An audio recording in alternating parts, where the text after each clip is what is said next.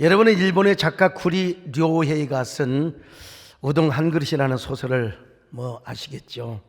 우동 한 그릇이라는 이 짤막한 내용의 단편 소설은 일본 전 열도를 감동시키고 울렸던 소설이었습니다.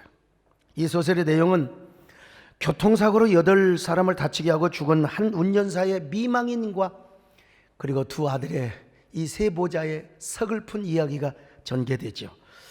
이 일로 인하여 세 모자는 열심히 일을 해서 빚을 갚습니다. 아버지가 사람을 다 8명이나 다치게 하고 죽었으니. 근데 일본에서는 섣달 금음날이 되면은 외식을 하는 전통이 있었어요. 우동을 사 먹어요. 그러나 세 모자는 너무나 가난해서 섣달 금음날이 되면은 우동 한 그릇을 시켜가지고 3명이 나눠 먹는 참 서글픈 이 장면을 보게 되죠.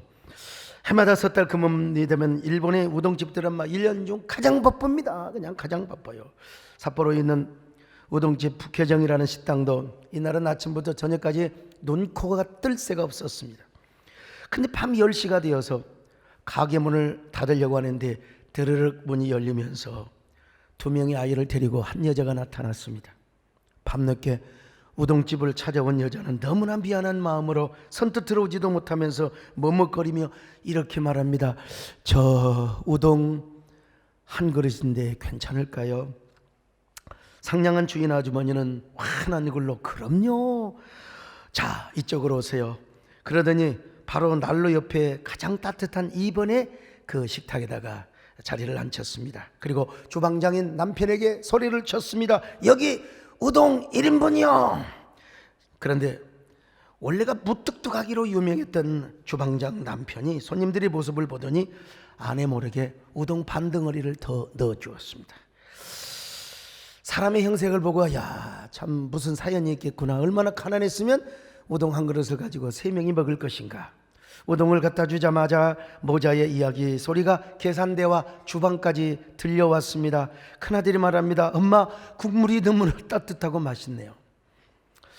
엄마도 잡수세요. 그러자 둘째 아들 녀석의 젓가락으로 우동가락을 집어서 엄마 입에다가 넣어주었습니다.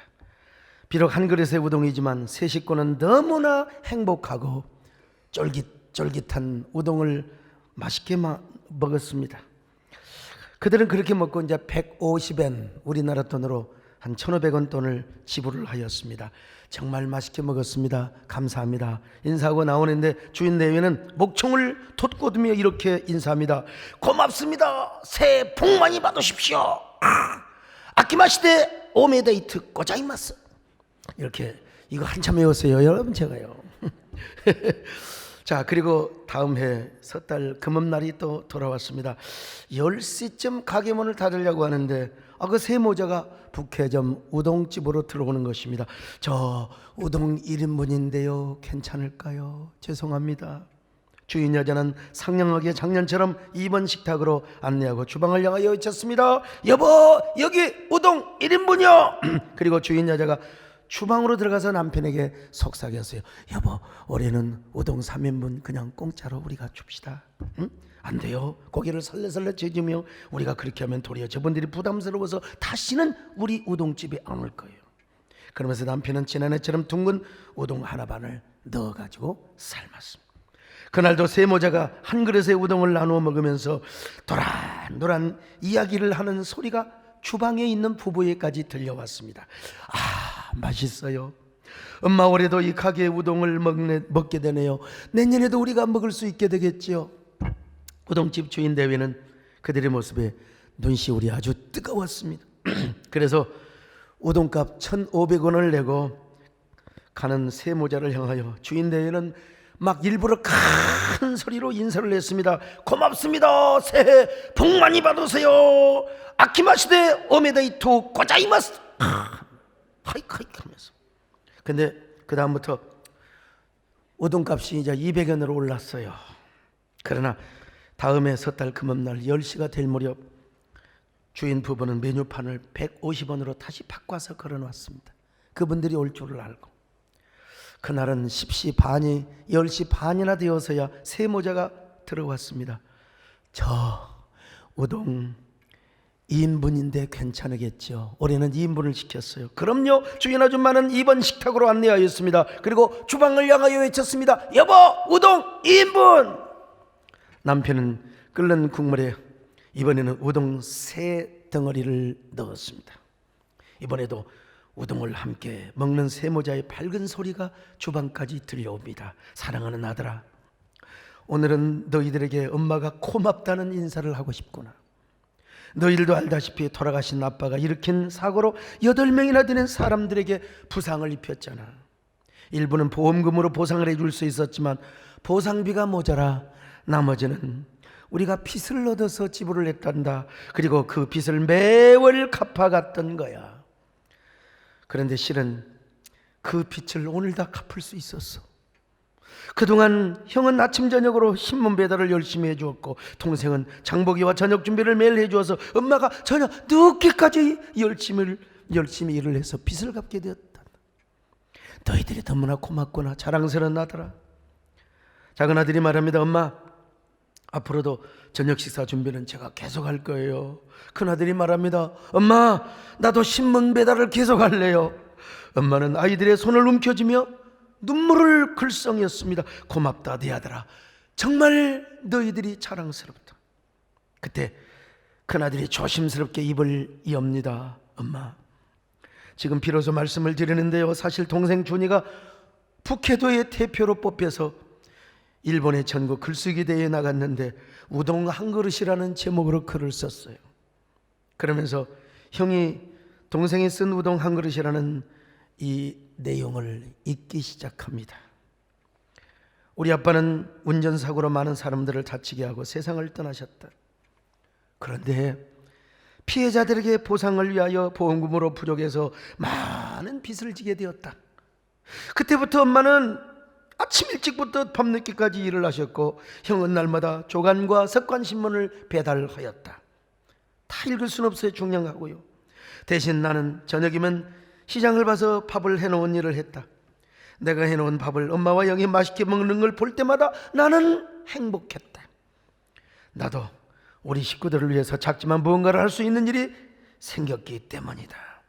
중약하고요. 그러던 중에 재작년 12월 30일 밤에 우연히 한 우동 가게를 지나치게 되었다. 안에서 흘러나오는 우동 국물 냄새가 그렇게 맛있게 느껴질 수가 없었다. 우리 형제의 마음을 알았는지 엄마는 우리에게 우동을 사주시겠다고 했다. 형과 나는 망설이다가 딱 한 그릇만 시켜서 셋이서 같이 나눠 먹자고 말했다. 문 닫을 시간에 들어와 우동 한 그릇밖에 시키지 않는 우리가 귀찮을 텐데도 주인 내부는 친절하고 반갑게 우리를 맞이해 주었다. 주인 내에는 양도 많고 따뜻한 우동을 우리에게 내놓았다. 그리고 나서는 돌아가는 우리에게 고맙습니다, 새해 복 많이 받으세요 하며 큰 소리로 말해주는 그 목소리는 우리에게 지지 마라, 힘내, 살아갈 수 있어 라고 말하는 것과 같았다. 우리 가족은 그 후 작년 섣달 금음날에도 우동 가게를 찾아갔다. 그때도 우동 한 그릇밖에 시킬 수 없었다. 하지만 이날도 마찬가지로 주인 대부는 친절하고 따뜻하게 우리를 대접해 주었다. 그때 나는 결심했다. 나중에 나도 우동 가게를 차려 힘들어 보이는 손님들에게 고맙습니다, 새해 복 많이 받으세요 라고 인사해 줄 수 있는 일본 최고의 우동 가게 주인이 되겠다고. 이야기를 주방에서 듣던 두 부부는 땅바닥에 주저앉아 통곡을 하고 싶지만 통곡을 할 수가 없어요. 한 장의 수건을 서로 잡아당기며 걷잡을 수 없이 흘러나오는 눈물을 연신연신 닦고 있었습니다. 그런 사연이 있었구나. 그래, 그랬던 거야. 그러면서 여러분요, 막 두 눈에 뜨거운 눈물이 흘러내린다. 이게 남진양을 불러야 안 돼. 아무튼 두 눈에 뜨거운 눈물이 막 그냥 연신 흘러넘쳤던 거예요. 그러다가 10년 후 12월 31일 밤 10시 30분 무렵에 10년 후 세모자가 나타났습니다. 세모자의 모습은 생략합니다. 저 우동 3인분인데요. 괜찮을까요? 우리는 14년 전 섣달 금음날 밤 모자 셋이서 1인분의 우동을 주문했던 사람들입니다. 그때 한 그릇의 우동에 용기를 얻어 우리 세 가족은 손을 맞잡고 열심히 살아갈 수 있었습니다. 저는 지금의 국가고시 의사시험에 합격을 하였고 내년 4월부터 삿포로 종합병원에서 근무를 하게 되었습니다. 동생도 열심히 공부하여 교토의 은행에 근무하고 있습니다. 우동집 주인은 되지 않았지만 오늘 우리는 지금까지 삶 가운데 최고의 사치스러운 결단을 하였습니다. 그것은 오늘 북해중 우동집에 찾아와서 당당하게 3인분의 우동을 시키는 것이었습니다. 그 이야기를 듣던 여주인은 눈물을 왈칵 쏟았습니다. 흐르는 눈물을 닦으며 잘 오셨어요. 어서 오세요. 여기 이번 테이블 이쪽으로 앉히면서 여보 이번 테이블 우동 3인분이요. 그때 주방장으로 있었던 이 남편은 눈물을 적시고 있었습니다. 국물에 눈물을 뚝뚝 떨어뜨리면서 우동국을 끓이고 있었습니다. 여러분, 이 얼마나 감동스러운 이야기입니까? 이 짧은 단편 소설이 일본 열도를 눈물로 강타하였고 국회 회의장까지 낭독하며 감동의 눈물을, 국회의원들의 눈물을 흘렸어요. 나는 우리나라 국회에서도 이런 아름다운 글을 읽어주는 기회를 가졌으면 정말 좋겠어요. 제발 읽을 글이 없다면요, 이 소목사의 시라도 좀 읽어줬으면 서로 싸우지는 않겠다, 이런 생각을 해봅니다. 아무튼 우동집 주인의 그 따뜻한 연민, 그러나 상대방을 배려하면서 베푼 긍휼 어린 마음과 행동이 위대한 인간 승리, 위대한 감동의 스토리를 만들어 준 것입니다. 구리 료레이는 측은지심이 이 시대에 얼마나 중요한 것인가. 연민과 긍휼의 힘이 이토록 위대한 인간 승리를 가져다 준다는 사실을 자신의 소설을 통하여 설파하였던 것입니다. 지금 우리 사회에도 이런 따뜻한 우동 한 그릇이 필요한 때가 아니겠습니까? 그런 의미에서 우리 모두가 노래를 부르면서라도 따뜻한 위로의 우동 국물이라도 건네줘야 할 때입니다. 윤복희 권사님께서 불렀던 여러분이라는 노래 아시잖아요. 제가 가사를 좀 죄송하지만 바꾸기는 했지만 말이죠. 그대가 만약 괴로울 때면 내가 위로해 줄게.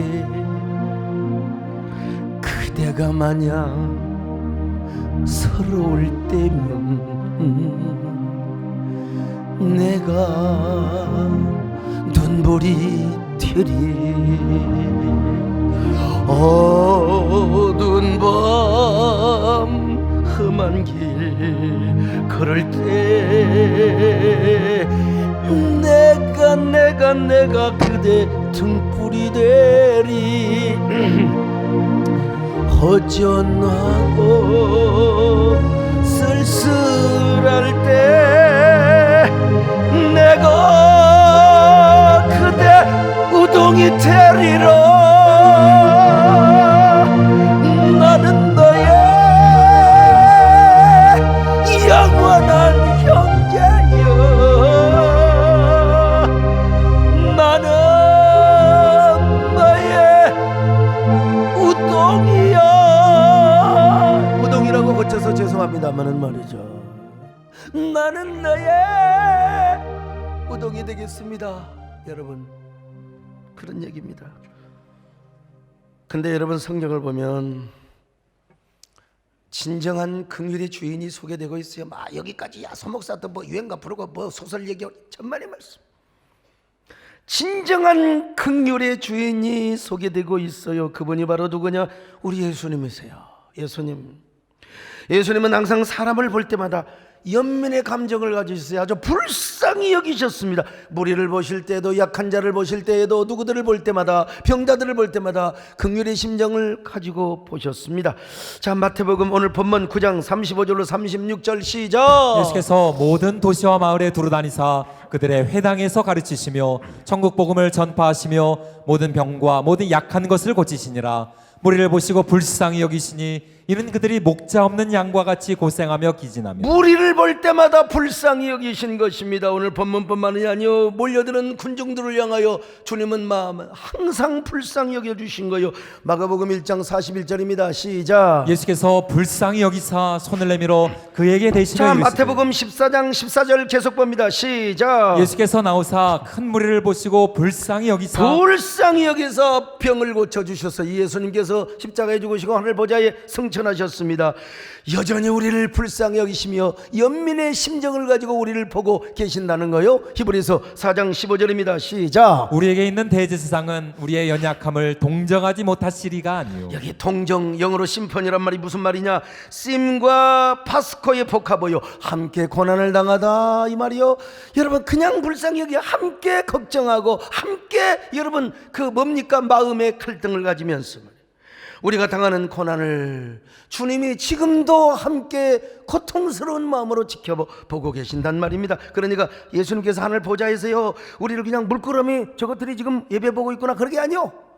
야, 유튜브는 유튜브대로 세상에 교회 나가지 못하는 저 사랑하는 나의 백성들, 그리고 위험을 무릅쓰고 와서 진짜 조심함이 현장에 와서 또 10% 예배를 드리는 성도들, 우리 주님께서 물끄러미 보고 계신 것이 아니라 언제나 우리 그 연약함을 대변하고 계신다는 거요. 연약함을 위해 기도하고 계신다는 거요. 히브리서 7장 25절 시작. 그러므로 자기를 힘입어 하나님께 나아가는 자들을 온전히 구원하실 수 있으니 이는 그가 항상 살아계셔서 그들을 위하여 간구하십니다. 그렇습니다. 여러분 지금도 주님은 살아계셔서 하나님 보좌 우편에서 우리를 위하여 간구하신다는 것입니다. 성부 하나님이요, 내가 육신으로 가서 육신으로 삶을 살아봐서 누구보다 잘합니다. 나도 죄는 없지만 시험을 당해본 적이 있습니다. 그러나 수많은 고난을 겪어봤지만 저 연약한 백성들 코로나에 노출되어 있고 얼마나 악한 마귀가 유혹을 합니까? 저들이 시험을 당하고 유혹을 당할 때 얼마나 연약하고 바람에 흔들리는 갈대처럼 풀어질 수 있단 말입니까? 그래서 내가 저들을 위하여 성부 하나님께 기도합니다. 저들이 아무리 악한 마귀의 유혹과 시험에 당한다 할지라도, 아무리 코로나가 기승을 부린다 할지라도 저기 나와 있는 저 현장 예배 성도들을 지켜주시기를 바랍니다. 불담이 되어 주시기를 바랍니다. 그리고 좌로나 우로나 치우치지 말고 언제나 저들 곁길로 빠지지 말고 천국 오는 이날까지, 천국 오는 그날까지 성부 하나님께서 꼭 지켜주셔야 됩니다. 여러분 이게요, 그래서 성령 하나님께서 우리의 보디가드 아니면 이걸 뭐라고 합니까? 보혜사로 우리와 함께 하시고 있는 거 아닙니까? 오늘도 주님은 우리를 이렇게 지켜보시면서 우리를 위해 기도하고 있다는 사실을 아셔야 돼요. 이 말씀에 근거해서 찬송가가 만들어졌지 않습니까? 이거 부를 때마다 진짜 은혜가 됩니다. 여러분, 날 위하여 예수 간구하시네.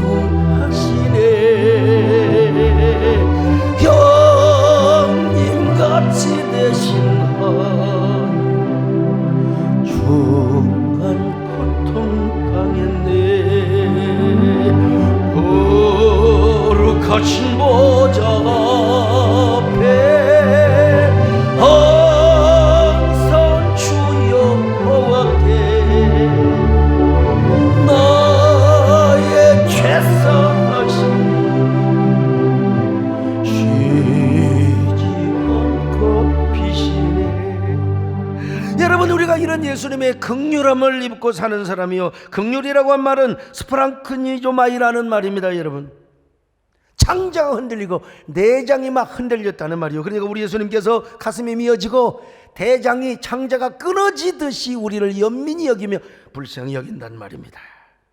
그런 예수님은 하늘 보좌 우편에서도 긍휼의 심정으로 우리를 위하여 기도하고 대변하고 계신다는 거요.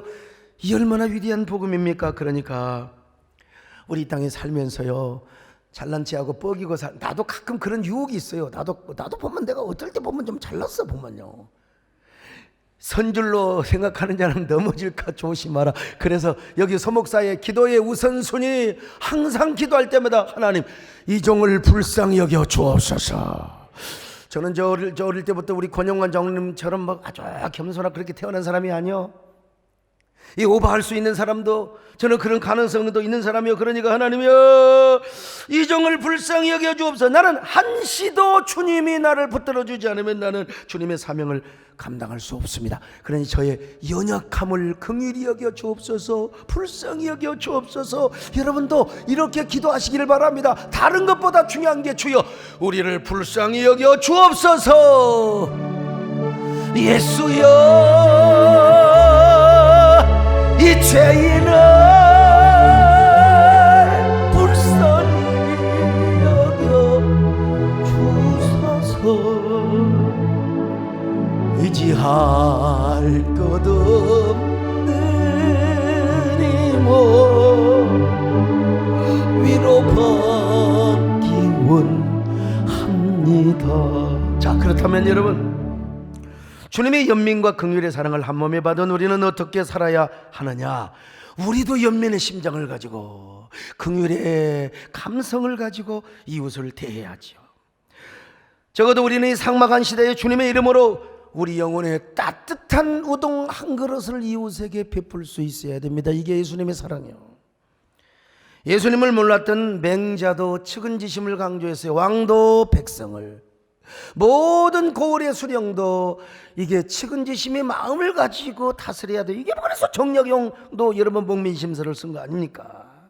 그렇다면 하나님을 섬기는 우리, 예수님의 그 무궁한 긍휼과 그 뭡니까 동정의 은혜를 받았던 오늘 우리이겠습니까? 당연히 우리 그리스도인이야말로 지쳐있는 우리 이웃들에게, 코로나로 인하여 절망을 하고 희망을 잃어버린 사람들에게 따뜻한 내 영혼의 우동 국물을 제공할 수 있어야 된다는 거예요.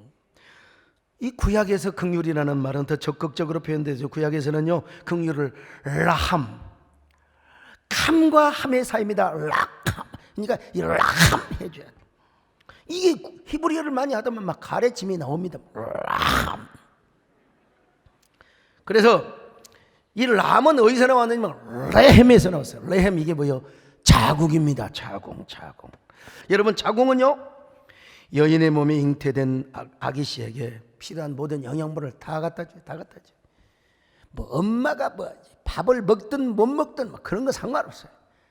저희 집사람도 우리 딸을 그냥 가졌을 때 뭐 그냥 밥을 못 먹으니까 뭐 얼굴에 막 핏줄이 다 보였어요. 막 광대 빼고 눈이 쑥 들어가지고 꼭 머리도 길었고 막 약간 좀비같이 막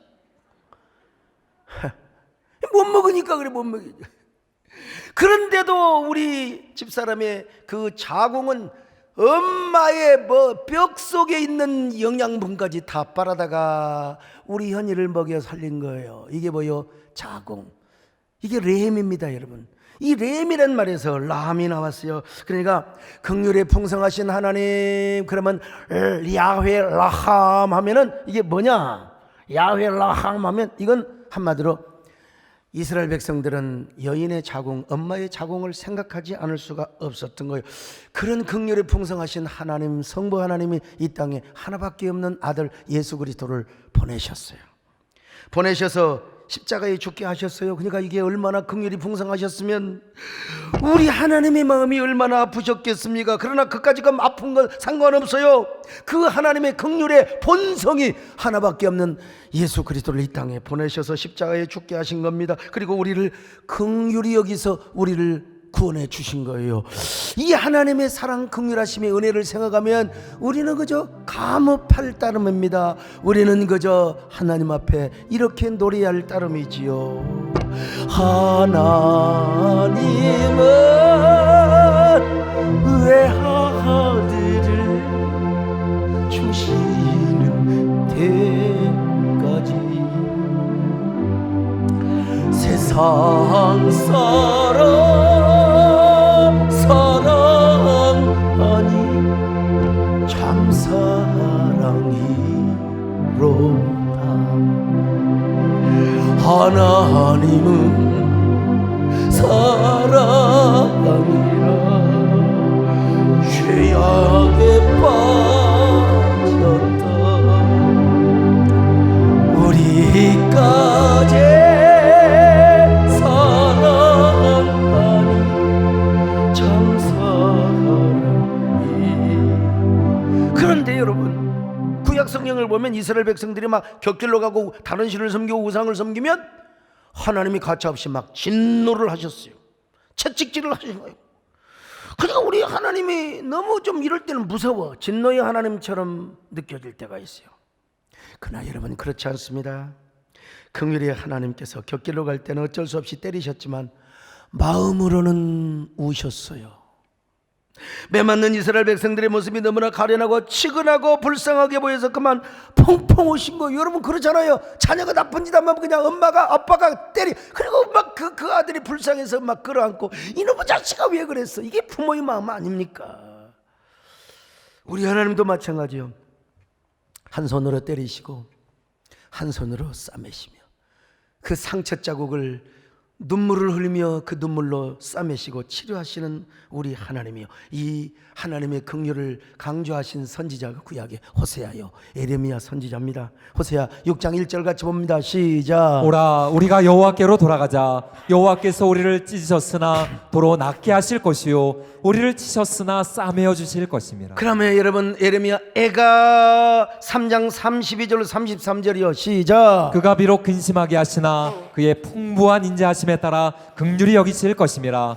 주께서 인생으로 고생하게 하시며 근심하게 하심은 본심이 아니시로다. 보세요, 하나님이 진노하시는 거, 채찍질하는 거, 이거 본심이 아니었대요.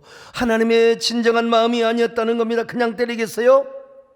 격길로 가지 말라고, 사랑해서 파멸의 구렁텅이, 쉽게 말하면 지옥 가지 말라고 하나님이 이스라엘을 때렸어. 그리고 찢으셨어요. 근데 그것은 본심이 아니었다. 본심이 아니었다.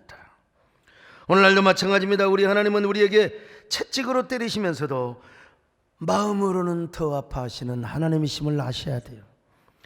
나도 많이 맞아보기도 했어요. 고집 피우다가.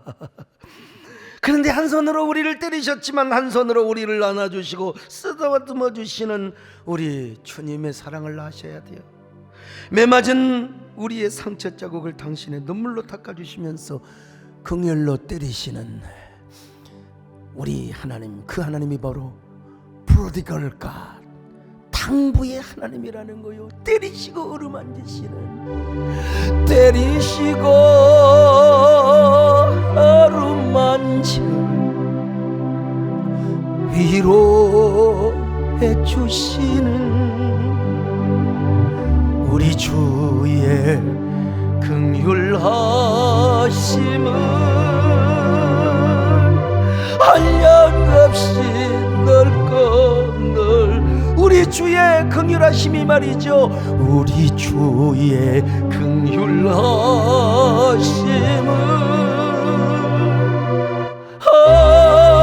한량없이 넓고 깊어. 사랑하는 자녀들아, 세대의 백성들아, 야, 내가 너희들 가끔 때리고 찢을 때가 있지만 그러나 그것은 내 본심이 아니었어.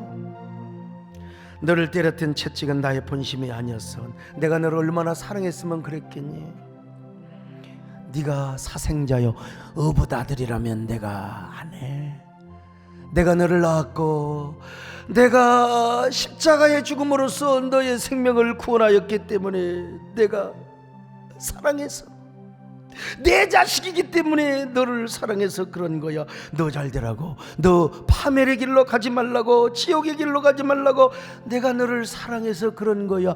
여러분, 이 주님의 경고, 사랑을 깨달으시기를 바랍니다. 이 코로나 속에서도 우리가 깨달을 수 있어야 됩니다. 여러분, 내가 너를 얼마나 사랑하는지 너는 아느냐. 내가 너를 얼마나 좋아하는지 너는 아느냐. 내가 너를 얼마나 기다렸는지 너는 아느냐. 너는 아느냐 너는 아느냐 내가 너를 살리려 나의 생명을 주었고 내가 너의 수치를 씻으려 나의 생명을 주었으니 너는 아느냐 나의 은혜를 얼마나 알면 내 사랑의 노래를 너는 아느냐. 여러분 사생아는 때리지 않는데요. 성경 보실까요? 히브리서 12장 7절로 8절입니다. 시작. 너희가 참음은 징계를 받기 위함이라 하나님이 아들과 같이 너희를 대우하시나니 어찌 아버지가 징계하지 않는 아들이 있으리요 징계는 다 받는 것이거늘 너희에게 없으면 사생자요 친아들이 아니니. 여러분 친아들 그리고 진짜 아들에게만 징계를 주신다는 거예요. 히브리서 12장 10절입니다. 시작. 그들은 잠시 자기의 뜻대로 우리를 징계하였거니와 오직 하나님은 우리의 유익을 위하여 그의 거룩하심에 참여하게 하시느니라. 우리의 유익을 위하여. 여러분 힘드십니까? 다 힘들죠. 힘들지 않는 사람 누가 있어요? 다 힘들어요. 나도 이렇게 꽉 채운 예배당에서 설교하다가 이렇게 드문드문 아이 그나마 옛날에 20-30명 앉혀놓고 설교할 때는 더 힘들었어요. 아이고 당신은 사치스러운 소리 한다고. 그래요, 다 힘들어요. 교회라고 뭐 넉넉한 교회가 사실은 얼마나 어디가 있겠습니까? 여러분 다 힘들잖아요. 다 어떤 사람은 몸으로 아프기도 하고 돈이 없어서 어떤 사람은 수술도 받고 참. 그러나 분명히 말씀합니다. 우리의 유익을 위하여 우리 하나님이 우리의 사랑을 하나님의 사랑을 우리로 하여금 깨닫게 하시려. 특별히 코로나 더더욱 그렇습니다. 인류의 대재앙뿐만 아니라 어떤 면에서 하나님의 심판의 요소도 있어요. 인간의 이기적인 욕망이 재앙을 불러오고 심판을 불러왔다니까요. 하나님의 심판을. 그러니까 인류는 더 겸손해야 된다. 겸손해야 된다. 인간이 아무리 4차 산업혁명을 통하여 바벨탑을 쌓고 그 꼭대기에 올라가서 교만의 극치를 부리려고 하지만 하나님은 코로나를 통하여 인간의 한계성을 절감하게 하신 거예요. 우리 인간이 뭐 화이자 모더나 무슨 뭐 아스트라제네카 백신 이 완벽한 게 어디가 있어요? 그 맞고도 말이에요 죽은 사람도 있고 맞고도 병 걸린 사람도 있고. 야 인간의 한계가 여기 있구나. 참.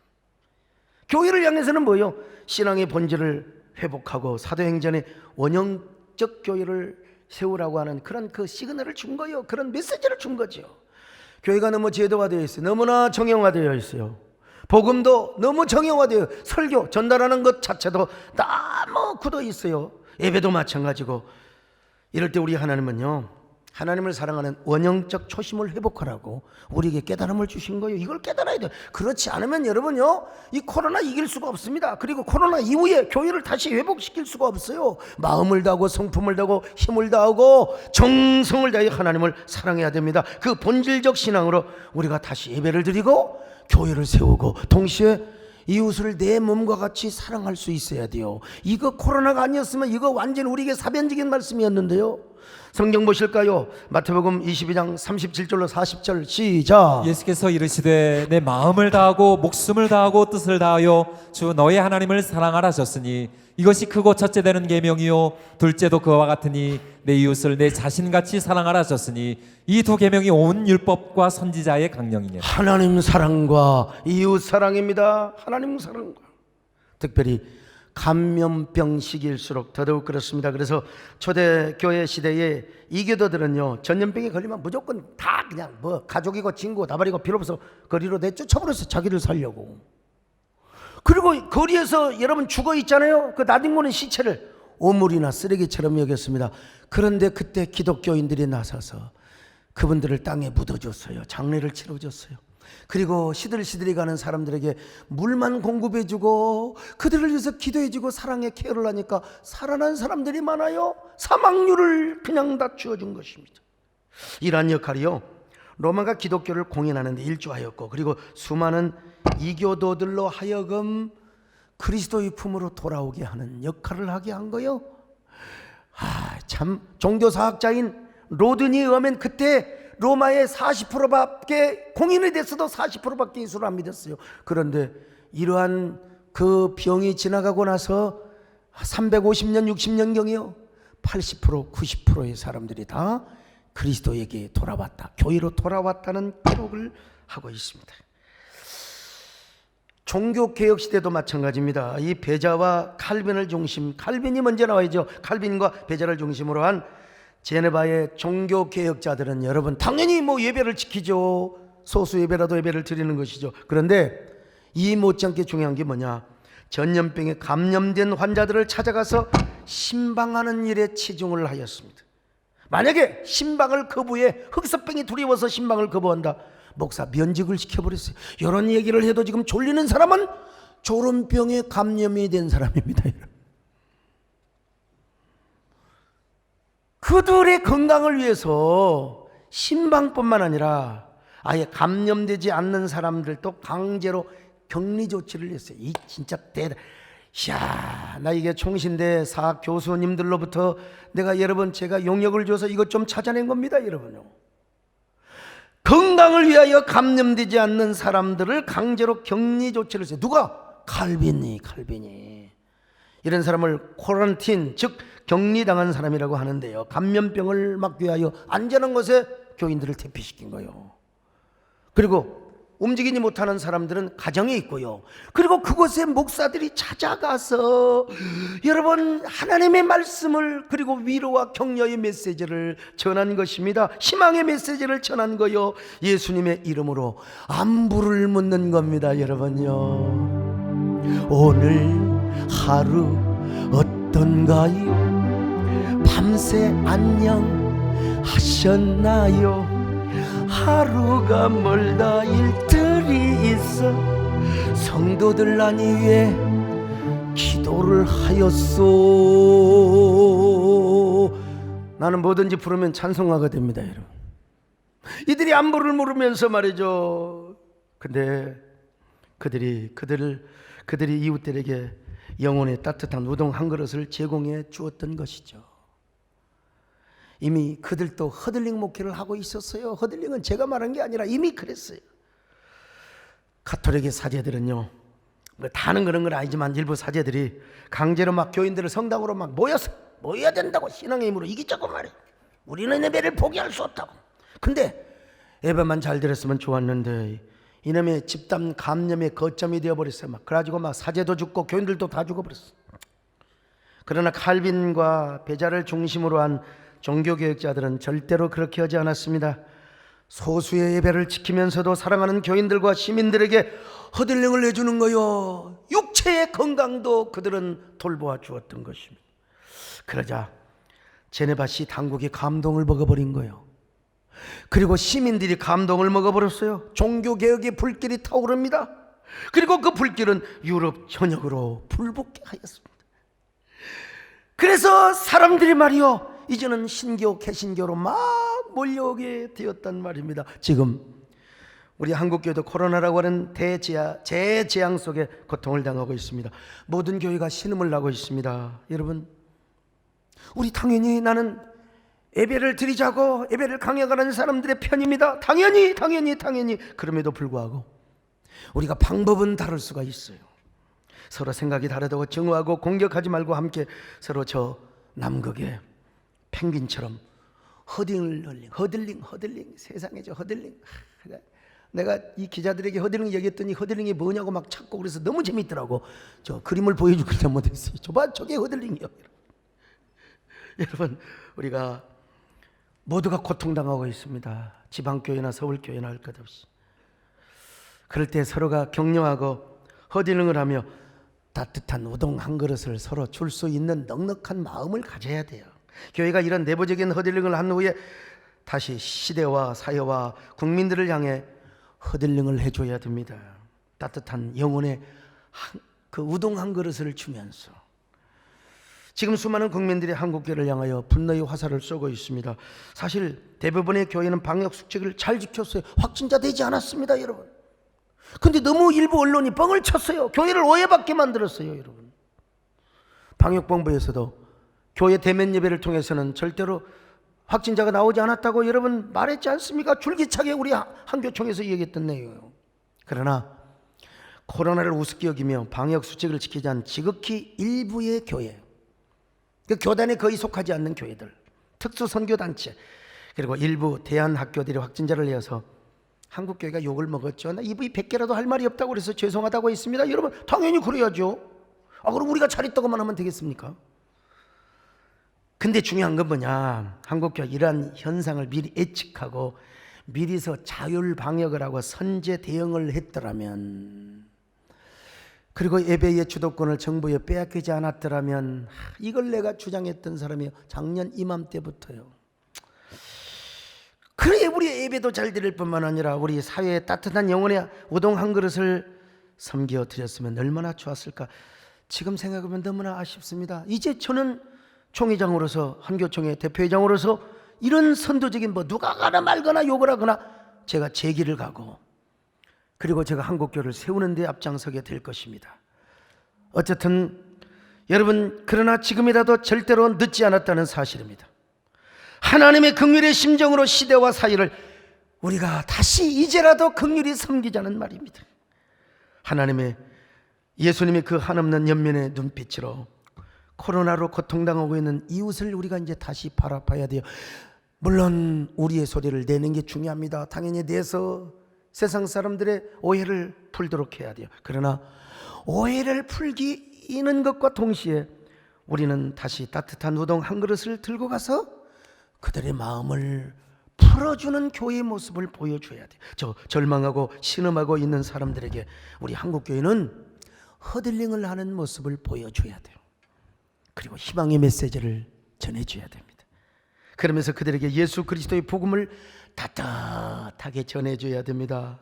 오늘 본문에서도 예수님은 무리를 불쌍히 보시며 그들의 영혼을 구원할 생각을 하셨지 않습니까? 제자들에게 추수할 곡식이 저렇게 휘어졌는데 말이야, 추수할 일꾼을 보내달라고 기도하거라. 자, 마태복음 9장 37절로 38절입니다. 시작. 이에 제자들에게 이르시되 추수할 것은 많되 일꾼이 적으니 그러므로 추수하는 주인에게 청하여 추수할 일꾼들을 보내셔서 하라 하시니라. 지금 간접합범인데 여러분, 이게 뭐냐? 추수할 일꾼이 많아야 된다. 오늘 여러분, 이런 상황 속에서도 우리는 따뜻한 우동 한 그릇을 주면서 따뜻한 감성으로 복음을 전해야 된다는 겁니다. 오늘 여러분, 어떤 방법으로든지 우리는 복음을 전해야 됩니다. 대면이 안 되면 비대면으로, SNS 영상을 통해서 우리는 예수 그리스도의 사랑을 전해야 됩니다. 할렐루야. 보내주소서,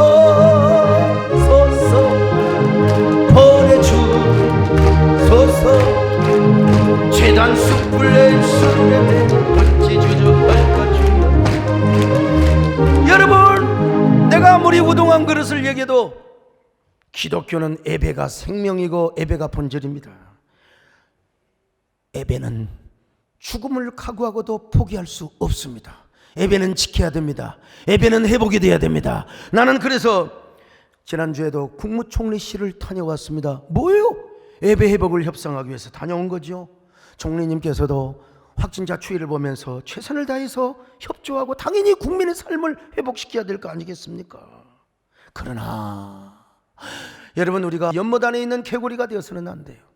김영석 교수님의 말씀처럼 이웃과 소통하고 공감하며 이웃을 섬길 줄 알아야 3.1운동 때처럼, 여러분 근현대화를 일으켰던 우리 한국계 초대교회 선진들처럼 민족의 눈물을 닦아주고 국민의 아픈 멍든 가슴을 위로해주는 교회가 될 때 드디어 지식인들이, 젊은이들이 교회로 돌아오게 되어 있는 것입니다.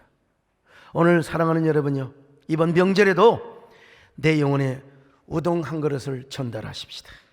그러면서 따뜻한 감성으로 복음을 전해요. 그렇게 함으로써 다시 한번 한국교회가 이 시대의 소망이 되고 등불이 되었으면 좋겠습니다. 요즘 남진 장로님 열심히 방송 나가시는데 방송에서 종교 편향 얘기하면 안 되겠지만 사적으로 만나는 사람마다 따뜻한 감성으로 예수님 전하시고요. 세된 교회 홍보장로님, 우리 박순애 전사님이 좀 어떻게 집회를 다니시는지 모르는데 열심히 다니시면서 우리는 참새는 죽어도 짹하는 것처럼 이런 상황 속에서도 그리스도의 긍휼과 사랑과 십자가의 복음을 전해야 됩니다. 그럴 때 우리 한국교회가 회복될 수 있는 거예요. 그냥 우리 소리만 지른다고 되는 것이 아니요, 이런 저와 여러분 되시기를 주님의 이름으로 축원합니다.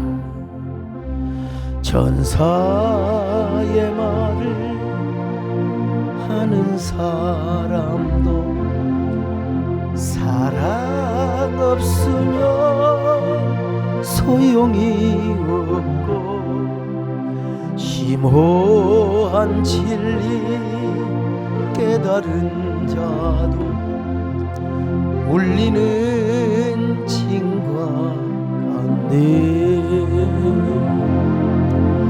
하나님 말씀 전한다 해도 그 무슨 소용인가. 사랑 없으면 소용이 없고 아무것도 아닙니다. 제가요 그 서울역 모리아교회를 통해서 거기 저 뭐죠, 노숙자들, 또 쪽방촌에 사는 분들 떡국떡이 필요하다고, 요즘 넉넉한 교회가 어디가 있어, 맨날 뭐 나한테만 붙잡고, 그래서 내가 우동 생각이 나서 좋아요 그냥 그래서 보내드렸습니다. 오늘 여러분 우리 가슴에 손을 얹고 한번 기도하는 시간을 가집시다.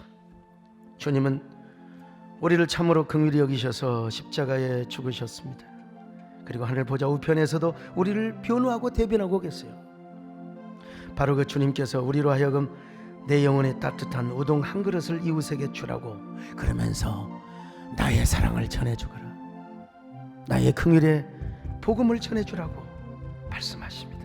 오늘 우리에게도 그런 연민 동정심을 가지고 우리가 주님의 사랑을 전하고 복음을 전하는 저희들 되게 하옵소서. 한 1분 동안 여러분 간절히 마음속으로 기도할 수 있기를 바랍니다. 여전히 내 마음은 미움과 증오로 가득해 있습니까? 여전히 내 마음은 에덴의 동쪽처럼 분쟁과 다툼 속에 있지는 않습니까? 내가 맨 먼저 생각나는 사람에게 우동을 가지고 달려가게 하옵소서. 내가 맨 먼저 생각나는 사람에게 편지를 쓰게 하옵소서. 내가 다가가게 하여 주옵소서.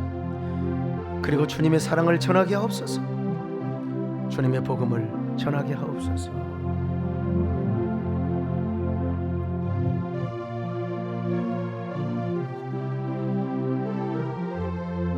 할렐루야. 감사합니다.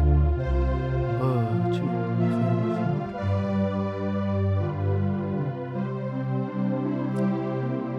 하나님 아버지 고맙습니다. 우동 한 그릇, 이 우동 한 그릇은 내 영혼의 우동을 말합니다. 나의 동정, 나의 긍휼의 심령을 가지고, 그런 마인드를 가지고, 가슴을 가지고 우리 하나님을 향하여 하나님을 사랑하고 이웃을 내 몸과 같이 사랑하는 따뜻한 우동 한 그릇을 전할 수 있는 우리 교회가 되게 하여 주시옵소서. 예수님의 이름으로 기도 올려옵나이다. 아멘.